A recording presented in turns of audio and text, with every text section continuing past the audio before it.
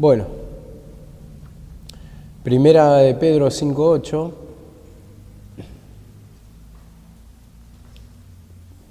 Dice así la palabra: sed sobrio y velad, porque vuestro adversario, el diablo, como león rugiente, anda alrededor buscando a quien devorar, al cual resistid firmes en la fe, sabiendo que los mismos padecimientos se van cumpliendo en todos los hermanos del mundo.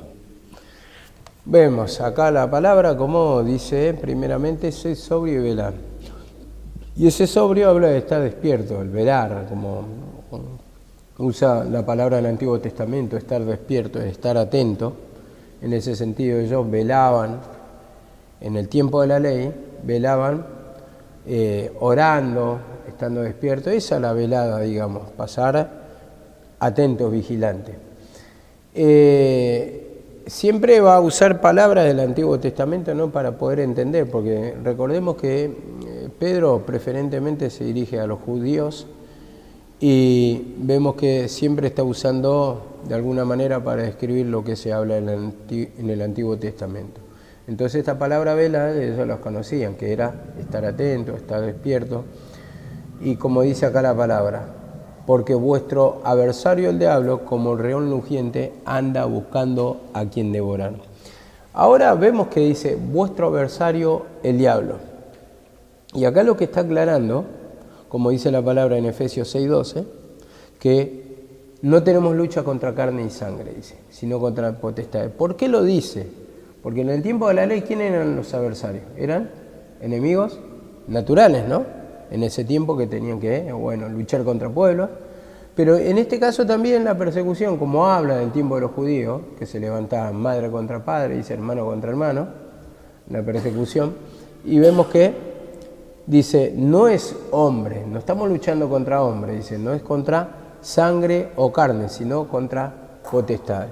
Entonces, como había persecución en ese tiempo por causa de mi nombre, como dice la palabra, por causa del nombre de Cristo, entonces ya le está aclarando, ahora tenemos un adversario, dice, y el adversario es Satanás. El adversario es verdad, usa instrumento, pero es Satanás. Y como dice acá en Marcos 4:15,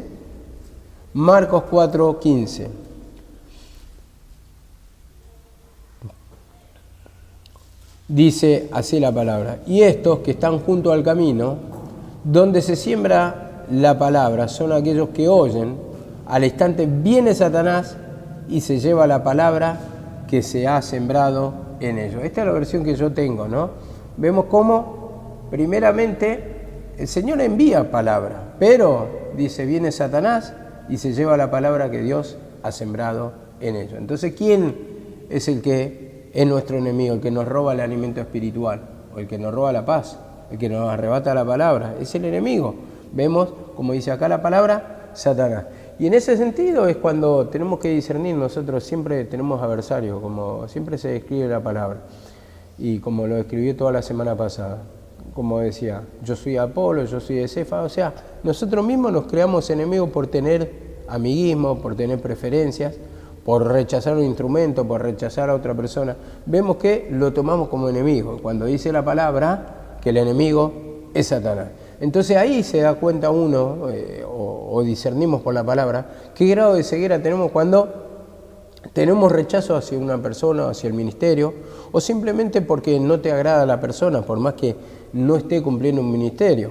Y en ese sentido vemos que nos toma esa digamos, espíritu de contienda, de lucha contra esa persona, nos estamos tomando, y en realidad tenemos que luchar contra Satanás. Y Satanás vemos que no es simplemente que está en el otro, sino que al estar en mi mente, eso que me trae un espíritu engañoso para tomarme con el hermano, para enojarme con el hermano, vemos, para tener rencor contra el hermano, entonces vemos que lo aclara acá la palabra, que no tenemos lucha contra carne y sangre.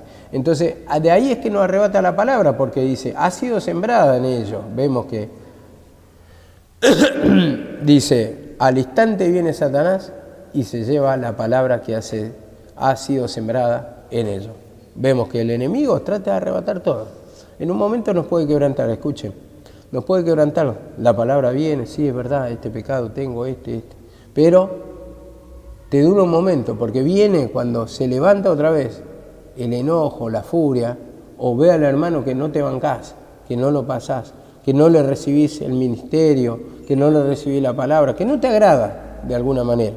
Entonces, ahí otra vez te arrebata todo. Esa palabra que te produjo quebrantamiento, que te mostró tu estado espiritual y que vemos que nos mantiene en cierta paz en un momento, pero viene el enemigo y arrebata todo. Entonces ahí empieza el hambre espiritual, la opresión, la carga. ¿Por qué? Porque entra Satanás y arrebata. Y como dice acá la palabra en Mateo 13:27, otro versículo que dice acá, 13:27, vinieron entonces los siervos del padre de familia y dijeron: Señor, ¿no sembraste tú buena semilla en el campo? ¿De dónde pues tienes cizaña? ¿De dónde pues tienes cizaña? Él dijo: un enemigo ha hecho esto. Y los siervos dijeron: ¿quieres que vayamos y lo arranquemos? Vemos cómo lo aclara. Un enemigo ha hecho esto. Vemos que no está nombrando ladrón, no está nombrando personas en sí, quién tiene la culpa, sino que un enemigo ha hecho esto. Vemos acá la palabra.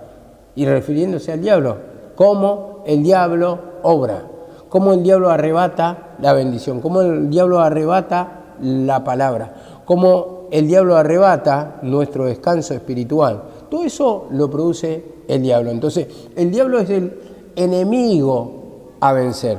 La misma palabra dice: no tenemos lucha contra carne y sangre, sino contra potestades, contra gobernadores de la tiniebla, dice la palabra, que están o luchan en las regiones celestes. Así lo dice la palabra. Entonces, nuestro enemigo, tenemos que entender ese espíritu de engaño cuando entra un enojo contra alguna persona, contra algún enemigo, contra un hermano.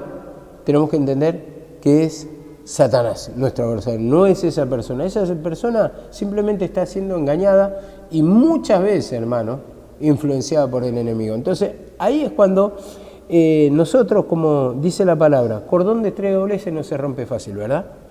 Eso dice la palabra. Entonces, cuando uno está solo, ¿quién lo levantará? Dice la palabra. Entonces, Él quiere la unidad del Señor, la unidad entre personas, la unidad entre hermanos. Por eso habla de la sujeción, sujetados unos a otros, dice. Todos sumisos unos a otros. Pero vemos que no se encuentra eso en nosotros. Entonces, ahí tenemos que confesar el pecado, pedir perdón en incredulidad para que el Señor haga la obra y para que podamos entender que es Satanás que está operando para, como dice, vino para matar, hurtar, destruir. El enemigo viene para dividir, el enemigo viene para producir ese espíritu de desaliento, el abandono, ¿no? Y dice también la palabra en 2 Corintios 2:11. 2 Corintios 2:11. Dice así la palabra: para que Satanás no tome ventaja sobre nosotros, pues no ignoramos sus maquinaciones. Vemos acá la palabra: para que no tome ventaja sobre nosotros, pues no ignoramos sus maquinaciones. Entonces, vemos acá la palabra como lo dice: no ignoramos sus maquinaciones, los planes del enemigo. Entonces, ¿para esto qué está? Cuando dice no ignoramos sus maquinaciones, está la palabra. La palabra mismo dice que tenemos que estar atentos a su palabra. Como, a ver, lo voy a leer acá. Por ejemplo, dice en 2 de Pedro 1:19, dice: tenemos la palabra profética más segura, a la cual hacer bien en estar atento, como una lámpara que alumbra en un lugar oscuro. Hacer bien. Entonces, nosotros tenemos que estar atentos a la palabra. Como dice acá, volviendo a 2 Corintios, no ignoramos su maquinación. Entonces, el estar atento a la palabra es lo que nos saca de la ignorancia. Ahí podemos descubrir cómo actúa Satanás y qué es lo que quiere Dios en nosotros. La palabra dice que es un espejo. Y si nosotros al reflejarnos a través de la palabra no vemos la imagen de Cristo en nuestra vida, el formato, la manera, el tomar la cruz, el ser imitador de Jesucristo, entonces estamos reflejando la imagen de Satanás. Y en este sentido, por eso, dice, no ignoramos. Y el que tiene ignorancia de la palabra, ¿conoce al enemigo? No puede conocer, porque no conoce cómo actúa. Entonces, para esto está la palabra, para darnos el conocimiento. Y sobre ese conocimiento empezar a trabajar el pecado. ¿Cómo actúa el enemigo? ¿Cómo te arrebata la palabra? ¿Cómo te arrebata la bendición? Eso hace el enemigo para que tengamos pérdida. Siempre, porque el enemigo quiere triunfar. Y nosotros tenemos que triunfar sobre el enemigo para ser libres, porque el enemigo lo que quiere es llevarte a una cárcel espiritual, oprimirte, destruirte, hacerte sentir mal, pero no lo hace el hombre, lo hace el enemigo. Eso tenemos que entender, siempre tenemos que separar, que hay personas que son usadas por la falta de humillación por Satanás, pero no es esa persona está siendo engañada y nosotros tenemos que discernir. ¿Para qué? Para que no te tome la ira, la bronca, el abandono, la acepción de personas, el espíritu de contienda, de pelea, todas esas cosas que entran en la vida de uno por no entender que el enemigo es el que está haciendo esto. Y como dice en Job 1.7 de Job, dice así la palabra: y el Señor dijo a Satanás, ¿de dónde viene? Entonces Satanás respondió, de rodear la tierra, dice, de rodear la tierra. Vemos cómo dice, de rodear. Entonces vemos que justamente lo que Satanás quiere hacer en nuestra vida es que primeramente, como dice la palabra, nos rodea. Y ese rodear habla que en un momento quiere destruirnos y empieza a buscar. Yo no sé si ustedes habrán visto documentales de leones cuando atacan, cómo ellos se van acercando entre los pastizales, escondidos, y esperan el momento de descuido. El impala, las gacelas, todo lo ven al león, a una distancia considerable, ¿no? Lo van observando y ellos van comiendo confiados. Y el león o la leona va dando pasitos y se va acercando, agazapado, y esperando un mínimo descuido. ¿Para qué? Para saltar sobre la presa. Entonces van buscando uno, entonces anda rodeando. Entonces en ese descuido, Satanás también en nuestra vida espiritual, es cuando aprovecha. Entonces dice, de rodear. Satanás va buscando la oportunidad, va rodeando y va esperando el tiempo apropiado para poder destruir a un alma descuidada. Vemos que dice así la palabra en Hebreos 12:1 dice así la palabra. 12:1 de Hebreo. Por tanto, nosotros también, teniendo alrededor tan grande nube de testigos, despojémonos de todo el peso y del pecado, ¿cómo dice ahí? Que nos asedia. El asedio, el rodeo, vamos a decir, el acercamiento, el acecho, las acechanzas, y corramos con paciencia la carrera. Entonces, despojémonos de todo peso y del pecado, que habla del formato de Satanás, que va rodeando, nos va buscando la oportunidad, va vigilando, y en un momento de descuido es que quiere aprovechar Satanás. Y el asedio habla más propiamente, a ver, cómo actuaban los... Bueno, un tiempo voy a contar un dato histórico. Había un gran imperio, los cartagineses, y en ese momento se estaba levantando otro imperio, que era el imperio de Roma, pero no estaba tan fuerte todavía el imperio de Roma. Entonces Aníbal, el cartaginés, vino con todo su ejército y tenía la intención de llegar a Roma para destruirla. Entraron por España, conquistaron todo. Bueno, la cuestión es que como no le podían hacer frente, lo que utilizaron era el asedio. ¿Y el asedio qué significa? Era justamente no lo atacaban de frente, sino por las noches, en un descuido, llegaban los soldados romanos, atacaban y huían, no le presentaban batalla. Así diezmaron mucho el ejército de los cartagineses, los cansaron, los irritaban, y cuando llegan ya a las puertas de Roma, viendo que estaba bien defendida, viendo que ya estaba diezmado el ejército de ellos, desistieron y se tuvieron que ir sin combatir. Llegaron hasta las puertas de Roma. Pero, ¿qué quería contar de esto? Justamente el asedio, cómo irrita, cómo enoja. Entonces, vemos que así también el enemigo va rodeando nuestra vida y nos va desgastando de a poquito. No te va destruyendo de una sola vez. Entonces, como juega con la presa, vamos a decir. Como un animal cuando tiene su presa, mayormente esto lo hacen los leopardos, tigres, que juegan un poquito con la presa y después la matan. Entonces así con nuestra vida, ¿para qué? Para presentar, digamos, un testimonio, ser de burla, de escarnio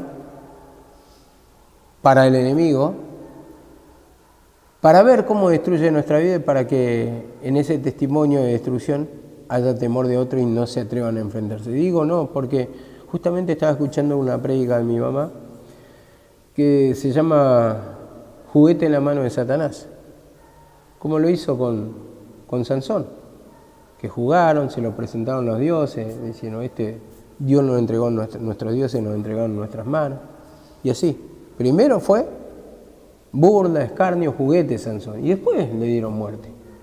Y así también, de la misma manera nosotros, porque primeramente juega bien, nos arrastra el pecado, nos destruye, nos avergüenza, y después, como consecuencia, tal vez traerá la muerte, pero lo que se encarga Satanás es dejar bien en claro que muchas veces, si no le pedimos perdón al Señor, o todas las veces que no le pidamos perdón, a eso son las consecuencias que vamos a llegar. Y deja bien en claro un testimonio, que si te metes con Satanás, vas a tener que humillarte y depender de Dios para destruirlo. O si no, si lo dejas que avance, va a destruir totalmente tu vida. Dice así la palabra,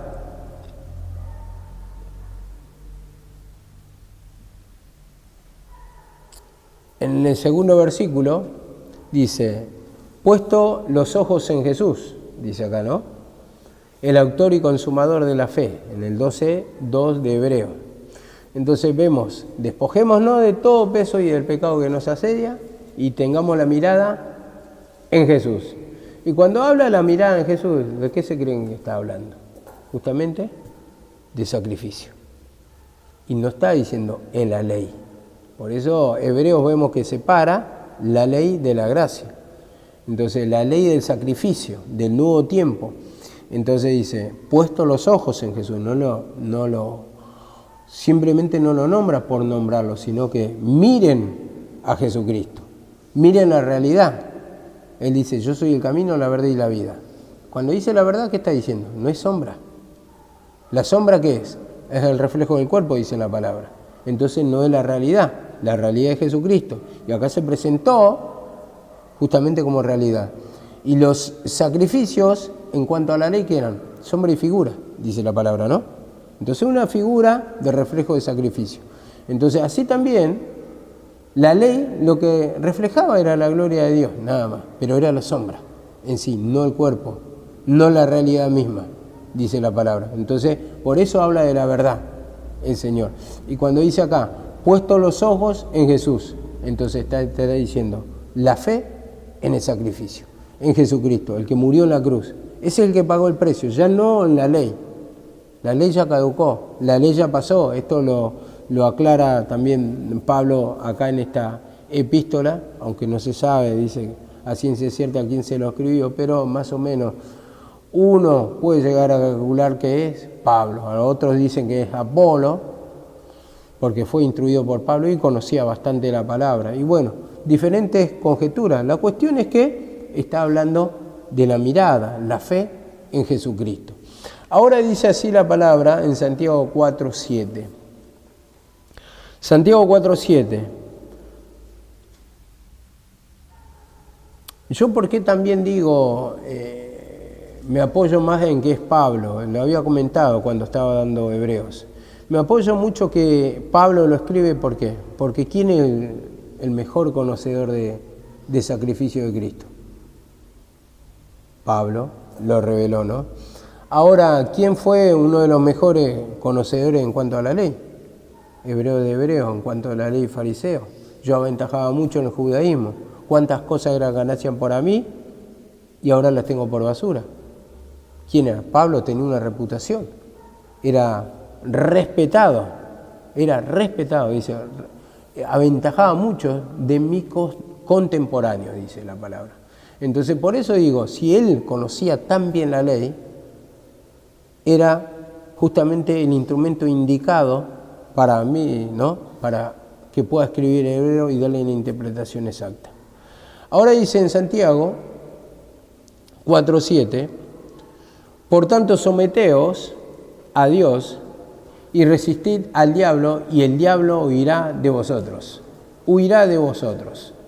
Entonces vemos acá la palabra, someteos a Dios, encomiéndese a Dios, eso está diciendo. Humíllense a Dios. Resistid al diablo y el diablo huirá de vosotros. Entonces vemos acá la palabra, nosotros resistimos al enemigo. Encomiéndense, dice, primeramente a Dios y a su palabra, ¿no? Como dice también.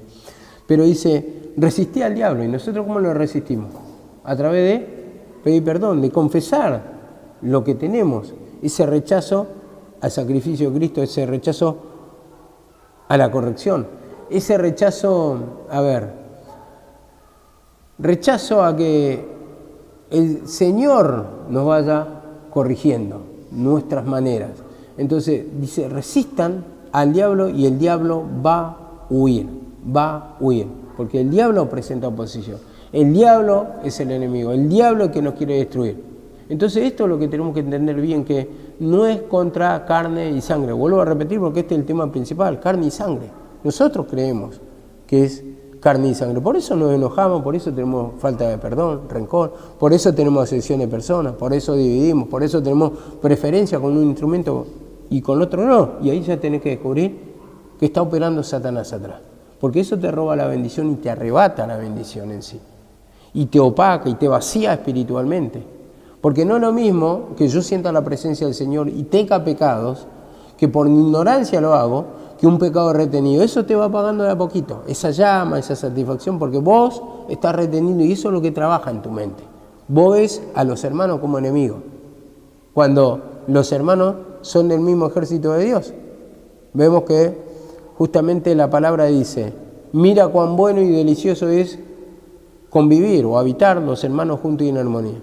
Pero todo lo contrario muchas veces de nuestra vida. Entonces ahí es cuando trae esa pérdida, cuando trae esa derrota, cuando trae ese vacío, ese descontento. Porque se va, digamos, como dice la palabra, todo reino dividido contra sí mismo prevalece. Entonces se cae. Un reino dividido se cae, se desmorona todo. ¿Por qué? Porque no hay unidad.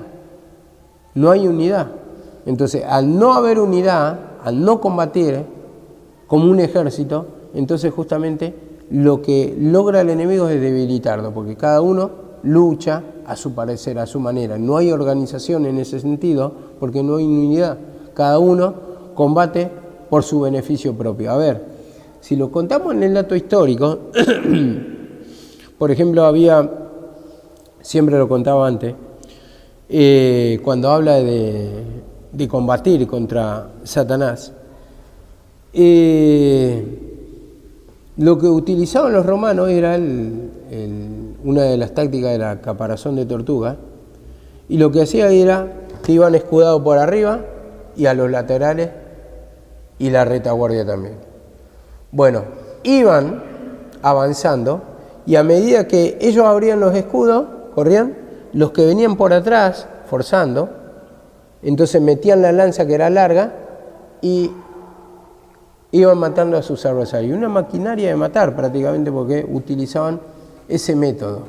Ahora, a ellos no le podía entrar por los escudos de la manera que le presentaban ninguna saeta, ninguna flecha. Primeramente por el frente y por arriba tampoco. ¿Por qué? Porque iban escudados los que iban atrás iban escudando toda la parte, digamos, del techo, podemos decir, la parte de la cabeza. Entonces se organizaban en ese sentido. ¿Por qué? Porque había un entendimiento y había una unidad. Recuerdo que había visto un documental también, los romanos combaten contra los ingleses. Y los ingleses eran salvajes y eran un ejército de 200.000 personas contra un ejército diezmado de 5.000 romanos. Pero los romanos fueron más inteligentes. Eligieron el campo de batalla donde batallar, tenían todo el bosque atrás, entonces los árboles, para que ellos puedan presentar y puedan tener la defensa de la retaguardia, presentar batalla. Pero ellos no le presentaron la llanura, sino que a campo abierto, porque iban a ser derrotados, entonces iban a ser rodeados. Entonces, estando ahí, digamos, espalda contra lo que era el bosque, podemos decir que se organizaron. Entonces empezaron a atacar por el frente los ingleses y lo que hicieron era armarse así, con la táctica de diente de serrucho, le decían. Entonces, como un serrucho, se iban formando así los frentes de hombres de 7 soldados laterales, ¿no? Entonces combatía al que estaba enfrente y cuando se cansaba, el de la retaguardia pasaba y se iban relevando así. Iban pasando el de primer lugar para el último cuando se cansaba y así iban pasando. Se iban renovando. Y lo que producía la táctica de serrucho es que justamente se veía esto así. Y cuando iban entrando en ese embudo, le iban metiendo la lanza de costado. Movían los escudos, iban muriendo. Iban matando un montón de iglesias. Y así vencieron. 5.000 hombres contra 200.000. Bueno, habla de una organización en sí, de una unidad, de un entendimiento. Y en este sentido, vemos que por eso mismo nos pide el Señor que haya el mismo sentir de Cristo, la humillación. ¿Para qué? Para que si nosotros tenemos la humillación, ¿quién te va a revelar la palabra? ¿O quién te da el entendimiento? ¿O quién te da la contritación? El mismo Espíritu de Dios. Entonces eso es lo que va a lograr la unidad, un mismo entendimiento, que vamos a entender todo que nos tenemos que humillar, que tenemos que pedir perdón. Y en ese sentido eso es lo que va a traer la victoria. Entender que el enemigo acá es Satanás y no tu hermano. Tu hermano tiene que ser tu ayudante, tu ejército de ayuda. En ese momento de debilidad el que te tiene que levantar va a ser tu hermano, no. Y si lo tenés por enemigo a tu hermano, ¿quién te va a levantar? Dice, ay del que estuviere solo, porque ¿quién lo levantará cuando cae? Dice la palabra. Bueno, dice también en 2 de Pedro 1.19, 2 de Pedro 1.19 dice así. Bueno, esto ya lo leímos. Verso 9, a ver, ¿qué me dice verso 9 de Primera de Pedro? Al cual resistir firmes en la fe, sabiendo que los mismos padecimientos se van cumpliendo dice, en vuestros hermanos en todo el mundo. Vemos acá la palabra. En todo el mundo. Resistir firmes en la fe. ¿Y la fe en qué está hablando? La fe en el sacrificio. Vemos, no la ley. Dice, resistir firme en la fe, sabiendo que los padecimientos se van cumpliendo en todos los hermanos del mundo. Si vos no tenés fe, ¿fe qué es? Como explica la palabra, así crudamente, es la certeza de lo que se espera, la convicción de lo que no se ve, ¿no? Así dice la palabra. Ahora, si vos no tenés fe a algo, o que algo va a suceder, ¿vas a tratar de cumplirlo? Si yo, por ejemplo, me encuentro con vos y vos me decís, Fernando, a las 7 nos encontramos en Morón. Si yo no te creo, ¿me voy a ir hasta Morón? Voy a perder el tiempo. Entonces, es algo que no sucede todavía, pero vos me estás dando la palabra. Bueno, así también es la palabra del Señor. Por la fe va a suceder, por la confianza. Pero para tener confianza tengo que creer, digamos, vamos a decirlo así, para ejecutar. Si no hay confianza no lo ejecuto, no lo pongo por obra. Entonces, ¿cómo dice acá la palabra? Dice, Primera de Pedro 5.9, ¿no? Lo leo otra vez. Dice, resistid firmes en la fe, sabiendo que los mismos padecimientos se van cumpliendo en todos los hermanos del mundo. Entonces tenemos una lucha, pero el Señor, ¿qué promete ahí? promete la victoria, la liberación. Entonces por eso padecemos, por eso nos quedamos. Entonces todos ustedes tienen lucha, yo también tengo lucha. Pero ¿por qué permanecemos en el camino? Porque tenemos confianza de ¿qué? De que el Señor nos va a pagar. Entonces resistí firme en la fe a la palabra. La palabra te dice que si luchás, ¿qué vas a tener? La victoria. Pero tenés que entrar en la brega, tenés que entrar a luchar, tenés que entrar en combatir contra Satanás, pelear. A ver, y dice así la palabra en 1 de Pedro 2:21. Dice, sabiendo que tenemos que entrar en la lucha, dice, porque para este propósito habéis sido llamados, pues también Cristo sufrió por vosotros, dejándonos ejemplos, dice, para que sigáis sus pisadas. Dice, para este propósito, hablando de la lucha, hablando de la prueba, dice, para esto fuimos llamados, dice, Cristo también sufrió por ustedes, dice, dejándonos como ejemplo sus pisadas para que las sigáis. Entonces, Él luchó contra Satanás y nosotros ¿qué tenemos que hacer? Luchar contra Satanás. ¿Vamos a padecer? Sí. ¿Pero vamos a sufrir la cruz? Sí. ¿Por qué? Porque el Señor nos va a dar esa victoria. Como dice la palabra, que no solamente Cristo murió, sino que también es el que resucitó, dice la palabra. Entonces, si Cristo resucitó, nosotros también, cuando combatimos, ¿qué va a pasar? Resucitamos, nos liberta de la opresión, nos liberta de la carga. Ahora en Juan, dice, 16:32. He aquí la hora viene y ya ha venido, dice, en que seréis esparcidos, cada uno por su lado. Hablando de las persecuciones, esos son los padecimientos. Y dice acá la palabra en la segunda parte. Estas cosas yo le he hablado para que en mí tenga paz. En el mundo tendré mucha aflicción, pero confiad, yo he vencido al mundo. O como dice esta versión, tendréis tribulación, pero confíen, dice, tengan fe, yo he vencido al mundo. Entonces ya le está anticipando, le anticipaba acá las persecuciones que iban a padecer por causa de Cristo. Dice, la hora viene y ya la hora es, en que seréis esparcidos cada uno por su lado. Entonces el enemigo empieza a perseguir, pero dice, le estoy diciendo esta cosa, le estoy anticipando lo que van a venir para que no se turben. En ese momento ya están avisados que le van a venir luchas, van a padecer por causa de mi nombre. Le estoy diciendo para que ustedes estén tranquilos. En medio de la prueba, en medio de la lucha, tienen que entender que el enemigo está luchando contra nosotros para eliminarnos del camino. Si es que te estás humillando, estás haciendo la cosa correctamente, ¿qué vas a padecer? Persecución. Y vas a tener persecución. Aunque vos te estás humillando, aunque estás cumpliendo el plan de Dios. Porque algunos piensan, bueno, estaré haciendo algo mal, estaré en castigo, no puede ser. No, tiene que padecer el cristiano. Y como dice acá la palabra, en el mundo vas a tener mucha persecución, dice. Hablando de aquel tiempo, van a tener persecuciones, pero confía en mí, tengan fe en mí, porque yo vencí al mundo. Y si Él venció, nosotros también vencemos. Entonces nos deja el ejemplo el Señor. Y como dice en Hechos 14:22, voy a leer del 19. Entonces vinieron unos judíos de Antioquía, acá hablando de las luchas, las persecuciones, y de Iconio, y persuadieron a la multitud, y habiendo apedreado a Pablo, le arrastraron fuera de la ciudad pensando que estaba muerto. Le apedrearon a Pablo. ¿Pablo hacía la voluntad del Señor? Sí. Entonces así también, Hechos 14:19, si vos predicas la palabra, ¿qué vas a tener? Si vos haces la voluntad del Señor, ¿qué vas a padecer? Vas a tener persecución. Acá lo dice, vemos que lo apedrearon a Pablo. Y no habla por causa, a ver, sabemos que tenemos la vieja naturaleza por causa de la desobediencia, vamos a decir, si hablando de pecado. ¿Pablo desobedeció al Señor? ¿Qué dice? ¿Qué le dice a Agripa a él? ¿Qué le dice a Agripa? Le dice, yo no he rehusado cuando me habló Dios anunciar el Evangelio. No he rehuido, dice.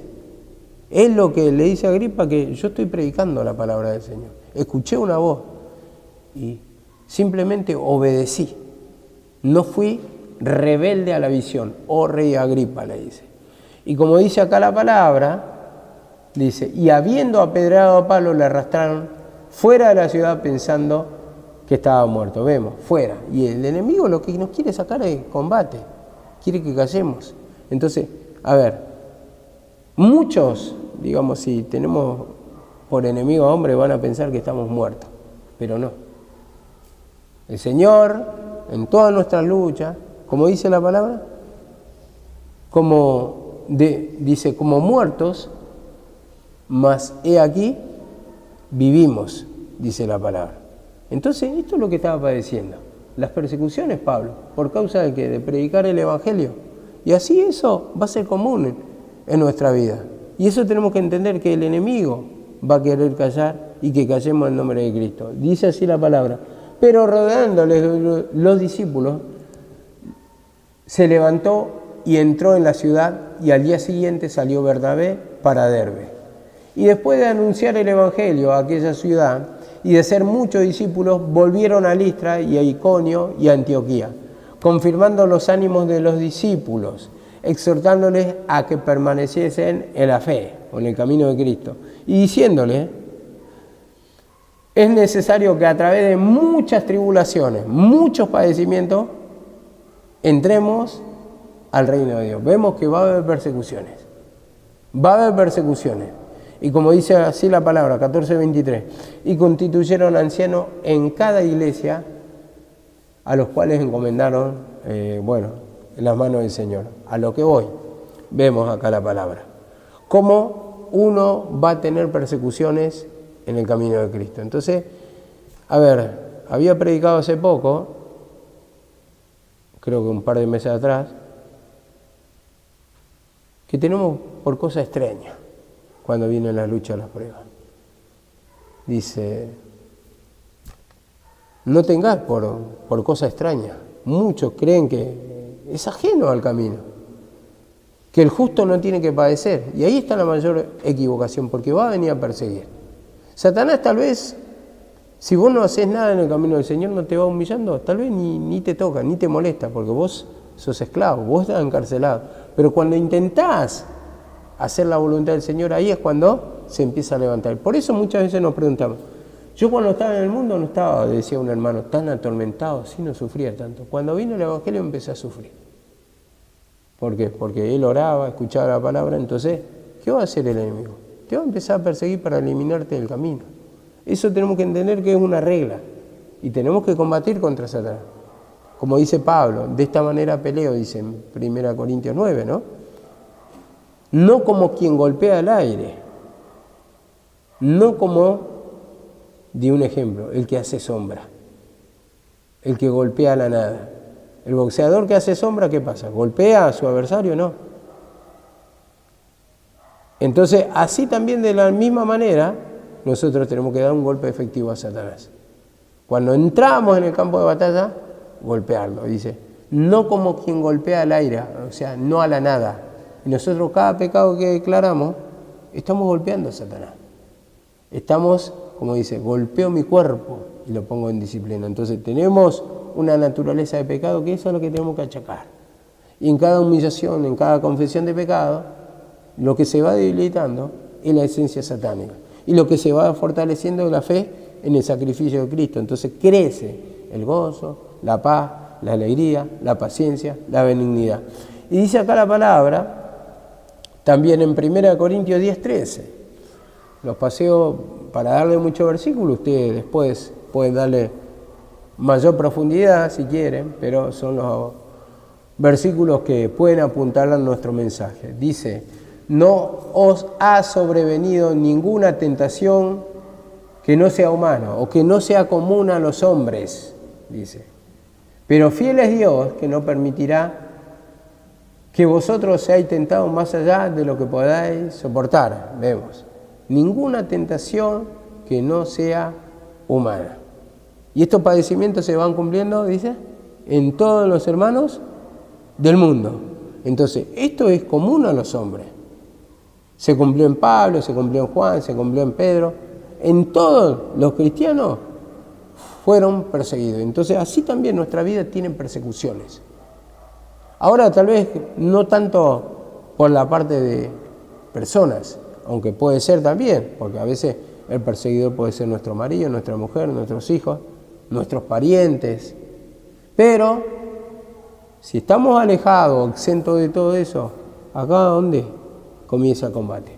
En nuestra mente, frustrándonos, amargándonos, diciendo cuándo va a pasar esto, cuándo voy a tener mi recompensa, cuándo va a cambiar mi vida, cuándo se va a cumplir la visión, y empieza a desesperar. ¿Cómo dice la palabra? En Proverbios, esperanza que se demora es tormento de corazón. Y vos vas esperando la bendición, y se va demorando y te atormenta, te atormenta cuando no se cumple. Pero dice, árbol de vida es el deseo cumplido. Entonces, a ver, recibimos la vida, vamos a decirlo así, cuando se cumplen nuestras bendiciones. Entonces, Dios la quiere cumplir. Dios quiere hacer la obra en nosotros. Pero para eso digo, siempre es encomendarnos a la palabra del Señor, que tiene poder para edificar, dice la palabra. O sea, encomiendo a la palabra de su iglesia que tiene poder para edificar, eso dice Pablo. Entonces, vemos, si seguimos el formato de la palabra, lo que nos va a hablar es de la humillación, de la cruz, del cómo actuar. Entonces, eso es lo que va a traer bendición aparejada. Y dice así la palabra, en la segunda parte, dice, sino que con la tentación dará también la salida juntamente con la tentación o con los padecimientos. Da la salida. Entonces, no da mayor carga de la que podemos soportar. Entonces, el Señor va a permitir una lucha, una prueba, pero nosotros pedimos perdón y eso es lo que nos va a ayudar a destruir a Satanás. Y como dice acá, juntamente con la tentación da la salida. Entonces, viene una caída, pero también a través del clamor, por el otro lado viene la bendición. Entonces, eso es lo que te liberta. Entonces, Satanás trata de borrarte la palabra, trata de torcerte el entendimiento. Entonces vos te vas a reflejar en otros hermanos. Y como conté hace poco, y hace mucho también, uno mira la vida de los predicadores tal vez, no pongamos el ejemplo nuestro, pero sí pongamos el ejemplo de otro. Che, cómo quisiera tener esa iglesia, Vos ves la parte linda, la parte que está con su auto nuevo, que se viste bien, toda la parte de la bendición, pero atrás vos no ves el proceso, todo el trabajo que tuvo que hacer, todo lo que padeció, o todo lo que padece en la semana. Pero vos simplemente ves el poder de Dios en el púlpito, pero todo lo que tiene que padecer. ¿O vos qué te crees que cuando te cuenta un testimonio de las grandes bendiciones que tuvo porque levantó tantas iglesias, porque le donaron tanta plata, y vos no te crees que hubo miseria primeramente, y esa miseria le llevó a clamar, a rendirse a Dios? ¿Para qué? Para que después lo use. Esa es la parte que nosotros vemos la bendición, pero no vemos el sacrificio por el otro lado. Entonces, para que haya bendición tiene que haber un sacrificio. Entonces, como dicen muchos, doblar rodillas, nosotros le decimos pedir perdón, clamar al Señor, orar. Esa es la parte que nadie la ve, que piensa que los mensajes fluyen así nomás. Y uno tiene que pasar el proceso, uno tiene que pasar el dolor, uno tiene que pasar la necesidad, como contaba también una vez un pastor que había escuchado hace como 10 años esa prédica, y contaba que dice que se ponía a llorar el Señor, ¿por qué predicar la palabra del Señor? Y con mucha unción. Pero dice, ¿por qué tengo que pasar esta necesidad? Dice que llegaba a la casa y no tenía para comer, que su hijo, su esposa, él pasaban hambre, literalmente hambre. Y clamaron, y después el Señor a su tiempo le abrió las puertas. Con cada uno un testimonio en particular, pero sí Satanás nos va persiguiendo y nosotros tenemos que combatir contra ese espíritu que nos quiere destruir. Ahora dice así la palabra en primera de Tesalonicenses 3:3. Dice así, a fin de que nadie se inquiete por estas aflicciones, por estas persecuciones, porque vosotros mismos sabéis que para esto mismo, como dice, estamos puestos o hemos sido destinados. Vemos acá la palabra, que nadie se inquiete. Entonces, cuando la palabra te lo va advirtiendo, vos no tenés que tener como cosa extraña que te está pasando, como una cosa ajena al camino. No, los padecimientos están en el camino y vos tenés que combatir. Este es un camino de lucha, es un camino de prueba, es un camino de combate cuerpo a cuerpo contra Satanás. Entonces, nadie se inquiete por estas aflicciones. Y acá simplemente lo que te está aclarando, yo entiendo así, es una lucha espiritual. Antes, ¿cómo era la lucha? En el tiempo de la ley. Natural. Te lo mostraba como ejemplo, ¿no? Sombra y figura. Vos tenías que matar a tus enemigos, ejércitos, enemigos extranjeros, ¿no? Pero en el tiempo de la gracia, nosotros no tenemos lucha contra carne y sangre. ¿Quién es nuestro enemigo? Satanás. ¿Dónde combate? Nuestra mente, porque nuestra mente quiere ponerle incredulidad para que te apartes del camino, para que dudes. Y entonces ahí que tenés que trabajar mucho el pecado, la incredulidad, la dureza, el estupor. Señor, perdóname para que pueda creer y para que pueda saber que la condición es así, que Satanás me va a perseguir, no me gusta. Yo tomo a Satanás como un dolor de muela. ¿A quién le gusta tener un dolor de muela? A nadie. Uno se inquieta, se pone nervioso, uno se lo quiere arrancar, quiere que pase ya, quiere que llegue el día de mañana y el dentista le diga sí, y le ponga la anestesia y le saque la muela y que se acabe el dolor. Así también en nuestra vida en la lucha y en la prueba. Unos momentos nos desalentamos, nos desesperamos, nos afligimos, queremos que pase, pero la misma palabra dice, leve tribulación momentánea es por un momento. Entonces nosotros tenemos que saber que hay una lucha en la prueba, en la batalla, pero después llega la victoria, nos libertamos y nos preparamos ¿para qué? Para otra batalla, ¿no? Por eso dice la palabra en Efesios 6, capítulo 13, y habiendo acabado todo, estar firme. ¿Está firme para qué? Para otra batalla, estar parado para otra batalla. No muerto después de esa batalla, sino luchar. Habiendo batallado, estar firme, estar vivo. ¿Para qué? Para presentar otra batalla. No esclavo de Satanás, no muerto por Satanás. Y dice así la palabra, en 2 de Timoteo 3:12. Y en verdad todos los que quieren vivir piadosamente, ¿qué te dice? Piadosamente en Cristo, todos los que quieren cumplir la voluntad del Señor, ¿qué les va a pasar? Van a padecer persecuciones. ¿Vos haces la voluntad de Dios? ¿Qué te espera? Persecuciones, la lucha, la prueba. Pero la persecución que sea por causa de Cristo, no por la retención de pecado, como dice, no por causa de nuestro pecado. Y cuando vos te endurecís, no querés pedir perdón en algún área, eso es por Satanás, porque eso no tiene recompensa. Pero si somos vituperados, perseguidos por la causa de Cristo, dice, esto haya gracia delante de los ojos de Dios. Entonces le agrada a Dios y Dios te recompensa, Dios te bendice, Dios te liberta, Dios te da la victoria, Dios te da el conocimiento, Dios te da autoridad, porque va ganando esa autoridad sobre esos pecados. Entonces vamos a tener persecuciones. Se van cumpliendo en todos los hermanos del mundo. Y vemos los ejemplos. Todos dicen, oh, qué gran hombre, qué milagrero que era, cómo lo usaba Elías. Sí. Pero atrás, ¿qué había? Persecución. Persecución. Elías no se desalentó, no quería morir. Basta ya, no soy mejor que mis padres.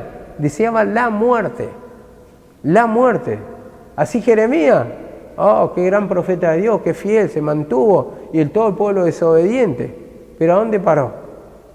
¿Dónde estaba? En la cisterna, ahí, rechazado por el pueblo, golpeado por los profetas, avergonzado. Así también es el camino del creyente, del Hijo de Dios. Vas a padecer. Esa es la parte que no queremos ver. O sea, vemos, pero nosotros queremos el final, y los finales felices. Y está bien el final feliz, pero en todo eso es un proceso. Una película que te toca mucho, te conmueve mucho, no va a ser por el final feliz simplemente, es porque te tensó toda la trama, es porque padeció el personaje, el protagonista, es porque tuvo momentos difíciles, y vos decís, no puede ser, y de repente parecía que iba a salir, después cae, otra vez cuándo, y hasta que al final tiene un final feliz, que te va tensando y vos vas esperando el final, que sea feliz, que haya esa victoria de ese protagonista. Y así también de la misma manera, en nuestra vida va a ser de la misma manera. En la vida de los profetas fue de la misma manera. Vos leés las grandes historias. A ver, vos, por ejemplo, en cuanto a Moisés, el libertador, cómo lo usó el Señor. Pero ¿qué le pasó? Se le sublevó el pueblo. El pueblo lo criticaba. Esto dice, por poco más este pueblo me apedrea, decía él. era acusado, era mal visto, pero lo encargó, ¿quién? A todo el pueblo. ¿Y quién era el jefe? Él, el que mandaba. A él lo puso de líder, pero el pueblo lo quería apedrear. Vemos cómo le tocó circunstancias difíciles. Cuando vos ves en el mundo, escuchen bien, cuando vos ves en el mundo una cosa, o más bien, vamos a decir, Moisés, si se ponía a reflejar, yo, ¿qué tengo que llevar a estos judíos muertos de hambre, guiarlos en el desierto? No se saben defender, no conocen, son ignorantes, son criticones, son murmuradores, son desobedientes. Yo teniendo autoridad en el palacio, con el ejército de los egipcios, un ejército obediente, un ejército preparado, estando en mi palacio, sin que me falte el respeto, respetándome todo, vengo con este pueblo en medio del desierto a padecer el calor, la incomodidad. Entonces, si te pones a pensar, esa es la parte fea. Pero, sin embargo, dice que, en hebreo lo dice, creo que en hebreo está, que dice, él, dice que, escogió ser maltratado con el pueblo de Dios. Dice, antes que gozar de la gloria de ser llamado hijo de Faraón, algo así. Bueno, la cosa que tenía esa riqueza, tenía la comodidad, pero sin embargo, él escogió lo correcto, o sea, lo que Dios le mandó. Y en este sentido vamos a padecer, él lo padeció, y no tendría por qué padecer, ¿por qué tendría que salir de la comodidad de su palacio, teniendo toda la gloria de los hombres? ¿Para qué padecer? ¿Para qué pegar un paso atrás? Sin embargo, lo escogió así, porque era lo correcto, lo que Dios le mandaba, y padeció. No dijo, no, este Moisés no lo voy a tocar porque Moisés está acostumbrado a las buenas cosas, a la buena comida. No, se fue al desierto y padeció con todos los hebreos. Vemos. Y así también, hermano, si ahí ya tenemos ejemplo, de la misma manera nosotros, que no somos nadie. Si este vive en un palacio y vos, y nosotros a veces, vamos a decir la verdad, le voy a decir, a ver, que nos suene peyorativo, que nos suene mal, es que muchos acá no tienen ni casa, y él vivía en un palacio, eso es lo que... Comparándonos, naturalmente no somos nada. Él tenía toda la gloria, toda la riqueza, y nosotros no tenemos nada. Era hijo de un rango de autoridad, como decir, soy hijo del presidente, ¿nosotros qué somos? Nada, ni siquiera nada. Entonces, vemos que aún siendo así, él se humilló, él cumplió el plan de Dios. Y esa es la parte que después le da la victoria. Esa es la parte que no queremos ver.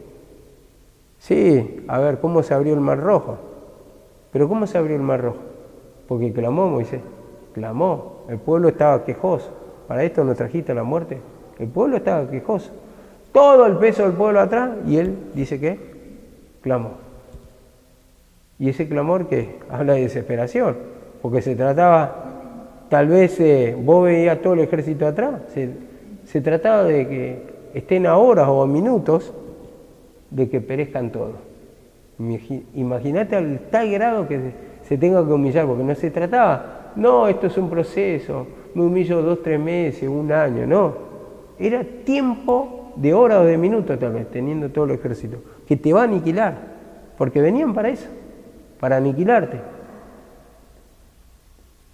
Estando en el desierto, nos trajeron, dice, para que muramos de sed. ¿Y qué tuvo que hacer? Tuvo que clamar, ¿para qué? Para no solamente tomar el agua, sino a todo el pueblo. Quejoso, atrás, murmurador, contencioso. Y vemos que tuvo que clamar en el desierto, morirse de sed, siendo que en el palacio no le faltaba agua.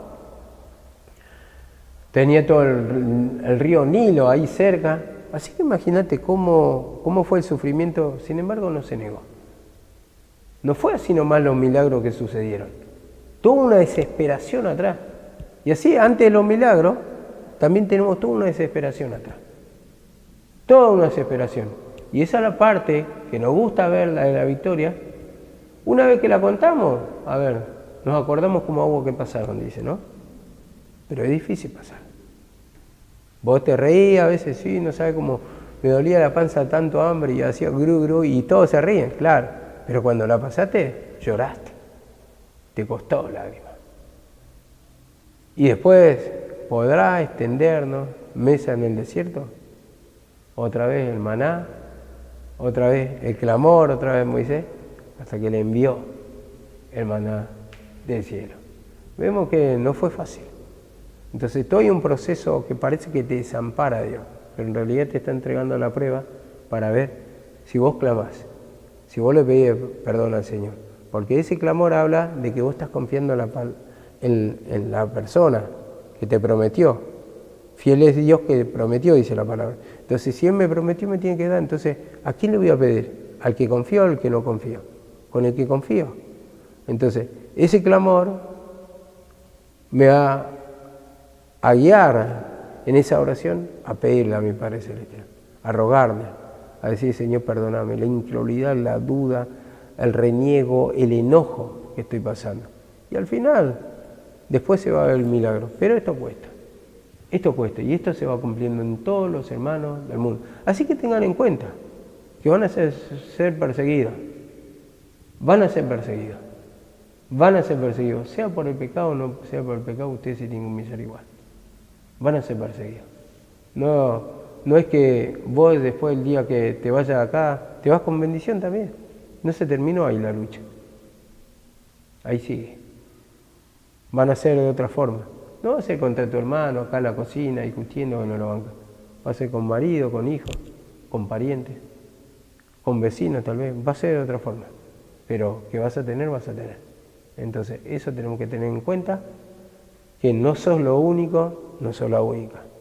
Que se van cumpliendo en todos los hermanos del mundo. Amén.